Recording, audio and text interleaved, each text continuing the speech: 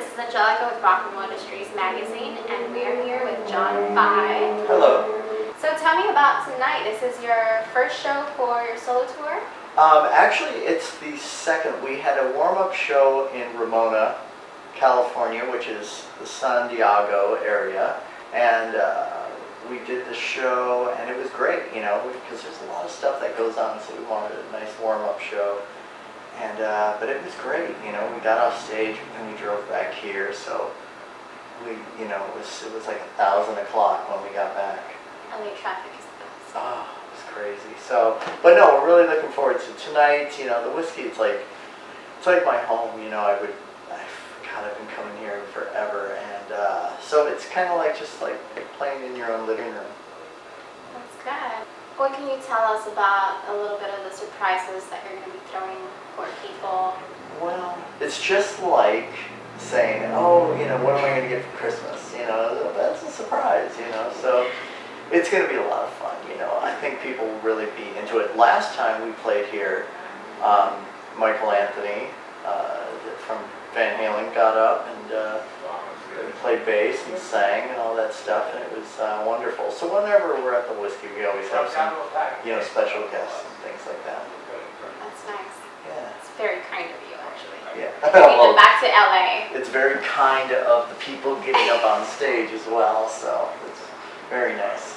And tell me a little bit about your new gear, because I know you're having new cables, strings. Yeah, I just got my own signature pack of Dean Martin strings, and I've had my own Telecaster with Fender for a while, and yeah, cables and all that stuff. So it's, you know, it's wonderful. I never would have thought I would have anything. You know, I just wanted to be a session musician, and you know, not, you know, just stay at home. But I never dreamt that it would be anything like that. So I don't take it for granted at all, and I'm very, very lucky to be doing what I'm doing.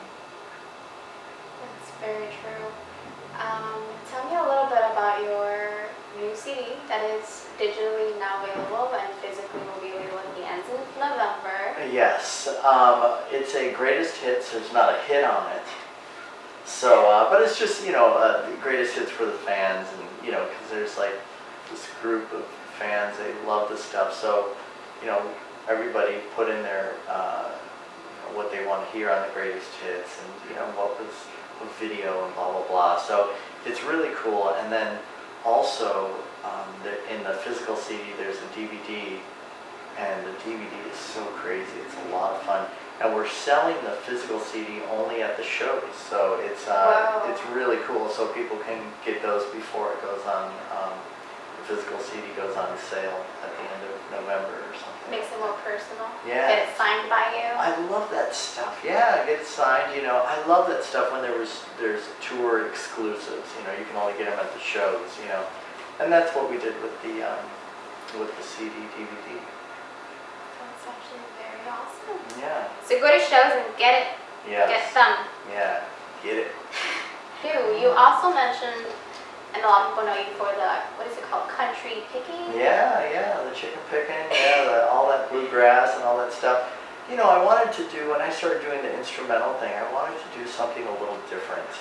And, you know, playing the, you know, all this bluegrass stuff with this heavy rock stuff, it's very unorthodox. But people, you know, they really, really dig it. And, you know, yeah, it's totally different. It's like wearing a cowboy hat to a Slipknot concert or something like that.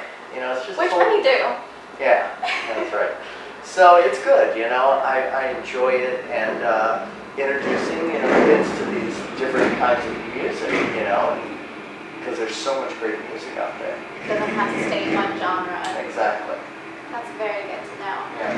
What would you advise those who are starting with guitars, but I know that a lot of them stop because it's hard to maintain yourself, especially when your fingers are, Yeah. It's, you know, I was so obsessed with it when I was a young kid, like 7 years old, and I still am so obsessed with it. But I would play so much that my hands stretched, so this hand is bigger than this hand. Because it's not the fingers, but it's this part, because you're trying to reach. So it's noticeably larger than when I was younger, I would just play all the time, and I was growing, and so it's it's weird. I didn't even know that was possible. Yeah, yeah. What can you tell me a little bit more about personal, your process of like if you are stressed out and you just can't play for a day, how do you get back into that?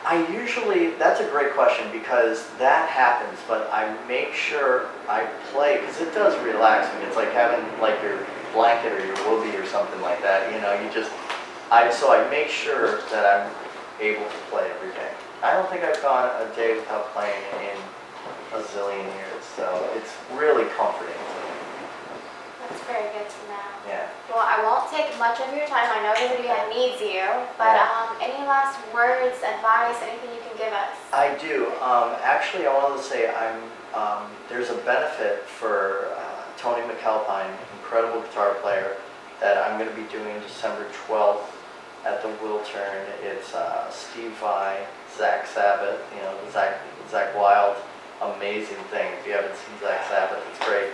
And myself and Mike Portnoy and Billy Sheehan, and we're doing a benefit for Tony McAlpine December 12th, so at the Wiltern, so come check it out. Thank you so much. Thank you.